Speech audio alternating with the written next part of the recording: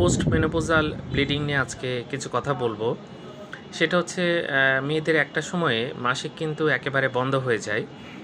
এরপরে যদি ব্লিডিং হয় তখন আমরা কী কী জিনিস চিন্তা করি সেটা নিয়ে আজকে কিছু কথা বলবো।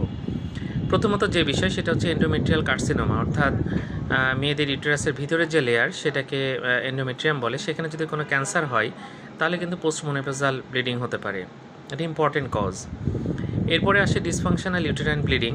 এর ফলে কিন্তু পোস্ট মেনোপজাল এরকম ব্লিডিং হতে পারে।